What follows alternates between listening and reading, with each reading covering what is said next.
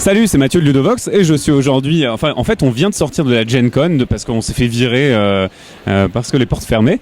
Et on est tombé sur Vincent Dutray, l'illustrateur entre autres de New York 1901, Augustus, et un peu d'Elysium et de Discoveries qui était sold out et dont les stocks ont réapparu.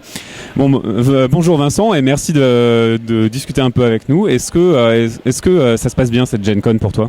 Oui, bonjour, ça se passe très bien. C'est la première fois que je viens à la Gen Con.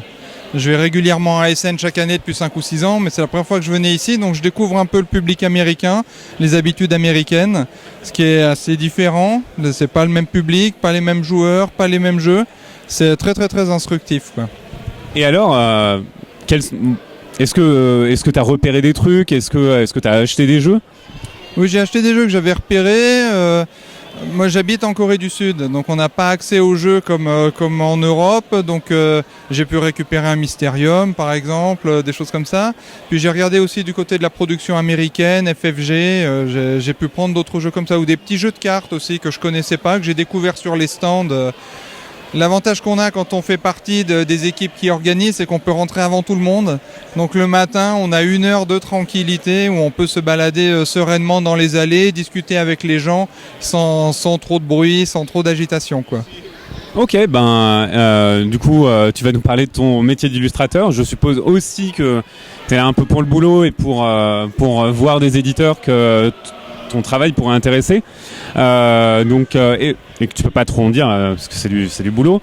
Mais est-ce que tu peux nous parler de ton processus créatif ? Le processus créatif, c'est tout d'abord on me propose un projet. Donc là, ça me permet. J'aime pouvoir jouer au jeu que je vais illustrer, rencontrer l'auteur, en discuter avec l'éditeur, et puis on se met assez rapidement d'accord sur une ligne directrice, une direction. Et puis après, une fois que tout ça est en place, moi, ça me permet d'attaquer des recherches. Je fais énormément de préparation, beaucoup de préparation.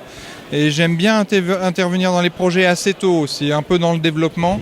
Ça peut permettre, par exemple, de débloquer des situations où on découvre qu'on peut faire des choses par l'image et pas par la mécanique, ou pas éviter le texte remplacé par les icônes, tout ça. Et une fois que moi j'ai géré toutes ces parties, ça me permet après, je fais des crayonnés, on valide, puis la mise en couleur, tout ça, quoi. Et donc tu travailles, je crois, très peu sur digital. Pourquoi ? Et quels médias est-ce que tu utilises ? Moi, je travaille de manière encore tout à fait traditionnelle pour tout ce qui est partie dessin et mise en couleur. Mais par contre, c'est-à-dire que je fais toutes mes illustrations à la main, comme on dit, avec de la peinture, des pinceaux, des crayons sur du papier. Mais j'utilise le numérique plutôt dans la partie recherche et préparation, où là je fais souvent mes crayonnés que je fais à la main, je les fais de manière éclatée, les recompose après sur Photoshop, recomposer l'image au mieux pour justement en discutant avec l'éditeur s'il faut déplacer un élément, agrandir quelque chose. Et le numérique intervient après à la fin, une fois que j'ai fini mon illustration en couleur, où là je vais étalonner les couleurs, faire les réglages pour livrer une image clé en main à l'éditeur, en gros pour qu'il n'ait plus qu'à l'imprimer après derrière, quoi. Alors du coup, quel est pour toi le plus gros challenge dans l'illustration d'un jeu ? Le plus gros challenge, c'est qu'il faut que ce soit accessible. Je pense que le plus gros challenge, c'est que l'illustration ne soit pas que décorative, ne soit pas qu'illustrative sur un jeu, que ce soit pas juste de la déco ou pour faire joli.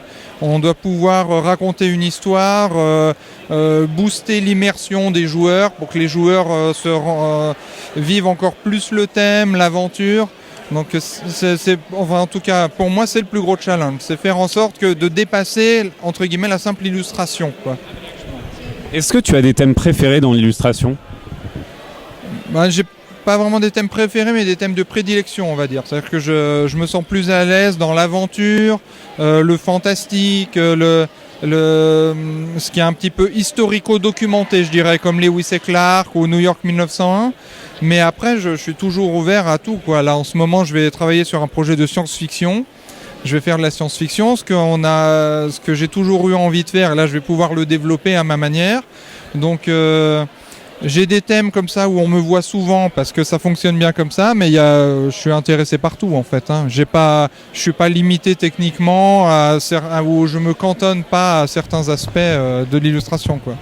Ouais, c'est pas mal. Du coup, j'ai hâte de voir ta patte sur de la science-fiction. J'ai un peu de mal à l'imaginer tout de suite là maintenant, mais je suis sûr que ça rendra très très bien. ASN, il y aura des surprises à ASN. Alors, oui, ton éditeur nous tourne autour et on a un croque-mou sur le sur l'épaule. Donc, on aura des surprises à Essen. Alors, est-ce que tu peux nous dire sur quel stand ou pas? Pas trop encore, c'est encore à l'état gestation, mais depuis que je suis en Corée, il se trouve que je connais de mieux en mieux le milieu coréen avec les auteurs coréens, et là on travaille sur des projets, quoi. Voilà. Par exemple, Gary Kim? Oui, pour ne citer que lui. Voilà. Très bien. Bah écoute, merci beaucoup de nous avoir accordé cette interview, de nous avoir donné un peu de ton temps, alors que la fin de la journée est là et qu'on a tous envie d'aller manger un bout. Eh ben, on se dit à bientôt à Essen. Merci beaucoup. Avec plaisir. À bientôt sur Ludovox.